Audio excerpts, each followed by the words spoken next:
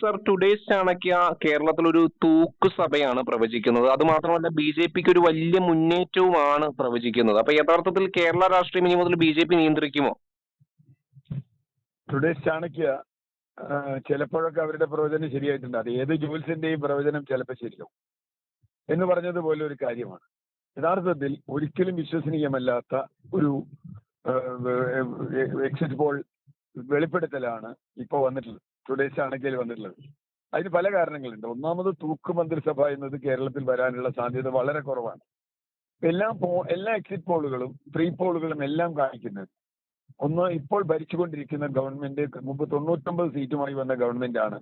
അവർക്ക് ഡ്രാസ്റ്റിക് ആയി അവരുടെ സീറ്റുകളുടെ എണ്ണം കുറയും എന്ന് എല്ലാവരും പറയുന്നു. ഇടതുപക്ഷത്തെ അനുകൂലിക്കുന്നവർ പോലും പറയുന്നത് 70-75 സീറ്റ് വരെ അവർക്ക് വരുമെന്നാണ്. അപ്പൊ 70 സീറ്റിൽ അവർ എത്തണമെങ്കിൽ, 70-72 സീറ്റിൽ എത്തണമെങ്കിൽ 25 മുതൽ 30 വരെ സീറ്റ് അവർക്ക് നഷ്ടപ്പെടണം. 99 കിട്ടിയ സീറ്റ് നഷ്ടപ്പെടണം.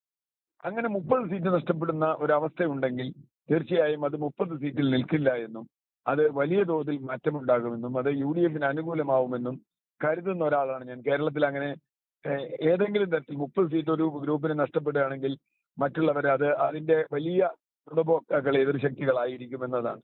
അതുകൊണ്ട് തന്നെ തൂക്കുമന്ത്രിസഭ എന്നതോ അല്ലെങ്കിൽ നെക്ക് ടു നെക്ക് എന്നതോ ഞാൻ വിശ്വസിക്കുന്നില്ല, ഒന്നാമത്തെ കാര്യം.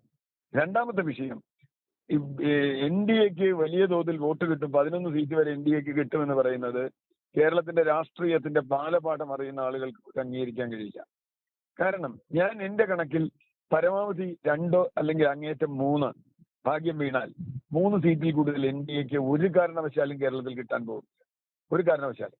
കാരണം വടക്കൻ കേരളത്തിൽ NDA-യുടെ ഒരു സാധ്യതയുമില്ല. ഇവരൊക്കെ പറയുന്ന മഞ്ചേശ്വരമോ പാലക്കാടോ അല്ലെങ്കിൽ തൃശ്ശൂരോ ഒന്നും തന്നെ ഒരു സാധ്യതയും അവർക്കില്ല എന്ന് ഉറപ്പിച്ച് പറയാൻ കഴിയും.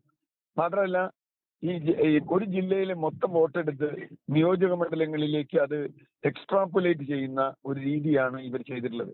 അതൊരിക്കലും നടക്കില്ല. കാരണം ഉദാഹരണത്തിന് കാസർഗോഡ് ജില്ലയിൽ 2 മണ്ഡലത്തിൽ BJP-ക്ക് ഭയങ്കരമായ വോട്ടുണ്ട്, നല്ല വോട്ടുണ്ട്, സംശയമൊന്നുമല്ല, കാസർഗോഡ് മഞ്ചേശ്വരം. പക്ഷെ മറ്റു മണ്ഡലങ്ങളിൽ അങ്ങനെ വോട്ടില്ല.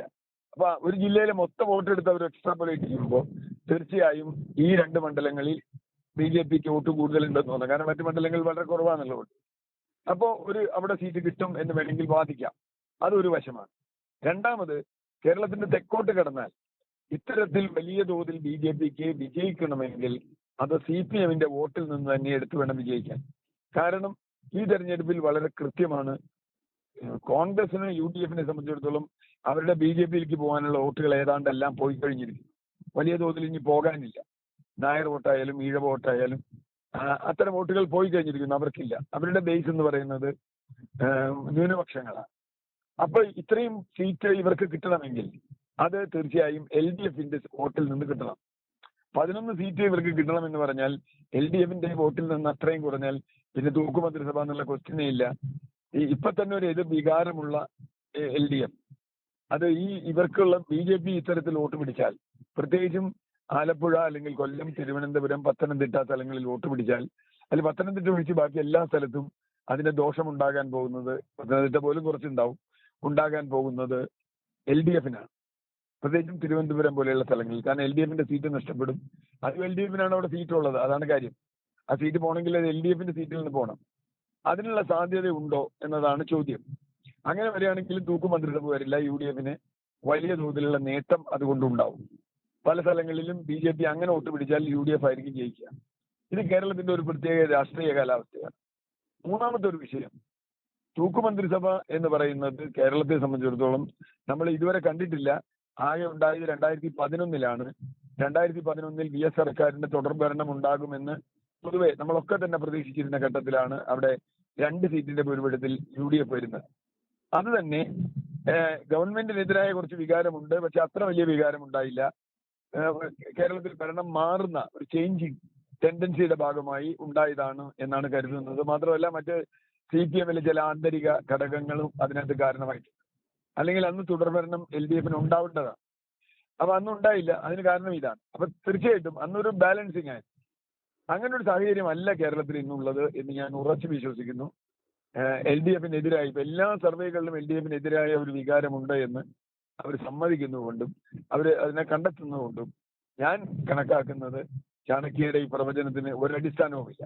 മാത്രമല്ല ഈ എൻ ഡി എയുടെ വോട്ട് പെർസെൻറ്റേജ് ഒരിടത്തും വളരെ കൂടിയതായി കാണുന്നില്ല. ഇന്ത്യയുടെ വോട്ട് പെർസെൻറ്റേജ് വളരെ കൂടുന്നില്ല. മാത്രമല്ല 2020 പോലെയുള്ള ആളുകളെ കൂട്ടിയിട്ട് പോലും ഇന്ത്യയെ കിട്ടുന്നില്ല. അപ്പൊ ഇവരുടെയൊക്കെ തെറ്റ് വരാൻ പോകുന്ന ഒരു ഉദാഹരണം ഞാൻ പറയാം. 2020 വോട്ടും BJP വോട്ടും കൂട്ടുമുണ്ടാവുന്ന ഒരു പ്രശ്നമാണ്. യഥാർത്ഥത്തിൽ അങ്ങനെ സംഭവിക്കില്ല. ഇപ്പൊ എനിക്കറിയാം, കുന്നത്തുനാട് മണ്ഡലത്തിൽ 40,000 വോട്ട് 2020 പിടിച്ചു. അവിടെ BJPക്ക് 17,000 താഴെ വോട്ടേ ഉണ്ടായിരുന്നു. അപ്പൊ ഇത്തവണ കൂട്ടിയാൽ അത് രണ്ടും കൂടി ചേർത്താൽ ഒരു പക്ഷേ രണ്ടും 1+1 2 എന്ന അർത്ഥത്തിൽ ഇക്വേഷൻ എടുത്താൽ കിട്ടും. പക്ഷെ 1+1 2 എന്നതല്ല പൊളിറ്റിക്കൽ ഇക്വേഷൻ. 2020 BJPയോട് ചേരുന്നതോടുകൂടി 2020 നിന്ന് വലിയ തോതിൽ വോട്ട് ഒഴുകി പോയിട്ടുണ്ടെന്നാണ് ഞാൻ കണക്കാക്കുന്നത്. അങ്ങനെയെങ്കിൽ 2020 അവിടെ എത്താനേ കഴിയില്ല. അതിൽ BJPയുടെ ശക്തി ദുർഗങ്ങളിൽ 2020 നിർത്തിയാലും അതാണ് സംഭവിക്കുക. അപ്പോൾ തൃപ്പൂണിത്തറ സീറ്റോ അല്ലെങ്കിൽ അതുപോലെയുള്ള സീറ്റുകളോ കണക്കാക്കി അവിടെ 2020ക്കും BJPക്കും കിട്ടുന്ന വോട്ടുകൾ കൂട്ടി NDA വോട്ടാക്കി കണക്കാക്കുന്ന അങ്ങനെയുള്ള ചില പണികളൊക്കെ ഉണ്ട്. അതൊക്കെ ആയിരിക്കും ചാണക്യയുടെ കണക്ക്. ആ കണക്ക് വോട്ടിങ്ങിൽ കാണില്ല, കാരണം ജനങ്ങളാണ് വോട്ട് ചെയ്യുന്നത്. അതുകൊണ്ട് ഞാൻ ചാണക്യയുടെ തൂക്ക് മന്ത്രിസഭ എന്നതിൽ ഒരിക്കലും വിശ്വസിക്കുന്നില്ല. അപ്രതീക്ഷിതമായിട്ടുള്ള മുന്നേറ്റങ്ങൾ നടത്തിയിട്ടുള്ള പാർട്ടിയാണല്ലോ BJP. അപ്പൊ അതേപോലത്തെ ഒരു മുന്നേറ്റം നമുക്ക് കേരളത്തിലും പ്രതീക്ഷിക്കാൻ കഴിയുമോ? അതേ മാർഗത്തിൽ ഇന്ത്യയിൽ നടത്തിയിട്ടുള്ള ഒരു മുന്നേറ്റം പോലെ തന്നെ കേരളത്തിലും അപ്രതീക്ഷിതമായിട്ടുള്ള മുന്നേറ്റം നമുക്ക് പ്രതീക്ഷിക്കാൻ കഴിയുമോ? ഇല്ല, കേരളത്തിന്റെ രാഷ്ട്രീയ കാലാവസ്ഥ അതുപോലെയാണ്. ഇപ്പൊ കേരളത്തിൽ മാത്രമല്ല, ഞാൻ പറയാം തമിഴ്നാട്ടിലും അതുപോലെ സാധ്യമാവില്ല. അതിനവിടുത്തെ ഒരു രാഷ്ട്രീയ സാമൂഹ്യ കാലാവസ്ഥയുണ്ട് പെട്ടെന്നൊരു മുന്നേറ്റം നടത്താൻ. മാത്രമല്ല, ഏത് ജനവിഭാഗത്തിൽ നിങ്ങളെ പിന്തുണയ്ക്കണം, അത് ഏറ്റവും വലിയ പ്രശ്നമാണല്ലോ. കേരളത്തിന്റെ സാമൂഹ്യ ഘടന വളരെ പ്രത്യേകതയുള്ള ഘടനയല്ലേ. ഏത് വിഭാഗത്തിന്റെ പിന്തുണ കിട്ടിയാലാണ് BJPക്ക് ഇനി വളരാൻ കഴിയുക? തീർച്ചയായും അത് പിന്നോക്ക ഹിന്ദു വിഭാഗത്തിന്റെ വോട്ടാണ്. ആ വോട്ട് എന്ന് പറയുന്നത് വലിയ തോതിൽ അത് CPM-ന്റെ കൂടെയാണ്. കുറച്ചൊക്കെ ഒഴുകിപ്പോയിട്ടുണ്ടെങ്കിലും CPM-ന്റെ LDF-ന്റെ കൂടെ നിൽക്കുന്ന വോട്ടുകളാണ്. ആ വോട്ടിൽ ഇതുവരെ അത്ര കാര്യമായി ഒന്നും കടന്നു കയറാൻ BJPക്ക് ആയിട്ടില്ല. ഒരുപക്ഷെ UDF-നൊപ്പം നിന്ന വിഭാഗങ്ങളുടെ വോട്ടാണ് ആദ്യം കിട്ടിയത് എന്നുള്ളത് ഒഴിച്ചാൽ LDF-ന് അങ്ങനെ സംഭവിച്ചാൽ LDF-ന്റെ പരിപൂർണ തകർച്ചയിലാണ് അത് എത്തുക. അങ്ങനെയുള്ളൊരു അവസരമൊന്നും കേരളത്തിൽ ഉണ്ടെന്ന് ഞാൻ കരുതുന്നില്ല.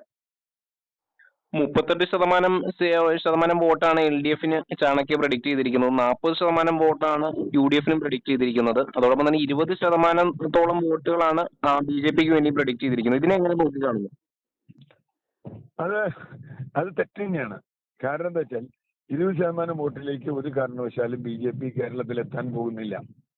ഒരു സംശയം അക്കാര്യത്തിൽ വേണ്ട. ഒരുപക്ഷെ LDF UDF തമ്മിലുള്ള വ്യത്യാസം 5% എന്നതിൽ വേണമെങ്കിൽ കുറച്ച് സത്യം ഉണ്ടാവാം. ഇങ്ങനെ ഉണ്ടാവും. അതാണ് UDF അഡ്വാൻറ്റേജ് നമ്മൾ പറയുന്നത്. അതുകൊണ്ട് തന്നെ അങ്ങനെ അഡ്വാൻറ്റേജ് ഉണ്ടെങ്കിൽ ഫിയർസ് കോൺടെസ്റ്റ് വരുന്ന സ്ഥലങ്ങളിൽ ഒരു കാരണവശാലും BJP ജയിക്കില്ല, NDA ജയിക്കില്ല. പിന്നെ NDAക്ക് അപ്പർ ഹാൻഡുള്ള ഞാൻ നേരത്തെ പറഞ്ഞ 2-3 മണ്ഡലങ്ങളിൽ അവർക്ക് വേണമെങ്കിൽ ഒരു ചാൻസ് ഉണ്ട്. കാരണം ഇപ്പൊ ഏതെങ്കിലും ഒരാളെ തോൽപ്പിക്കാനാണ് അവർ വോട്ട് ചെയ്യുന്നതെങ്കിൽ, നിലവിലുള്ള ഭരണത്തിനെതിരായാണ് വികാരമെങ്കിൽ ജയിക്കാൻ പോകുന്ന കാൻഡിഡേറ്റിന് അവർ വോട്ട് ചെയ്യും. അങ്ങനെ വോട്ടുകൾ മാറാം. അതുപോലെ തിരിച്ചും കോൺഗ്രസിനോടാണ് വിരോധമെങ്കിൽ അത് തിരിച്ചും ചെയ്യാം. അതൊഴിച്ചാൽ ബാക്കി ഒരു സാധ്യതയും BJPക്ക് കേരളത്തിലുണ്ടെന്ന് ഞാൻ കരുതുന്നില്ല.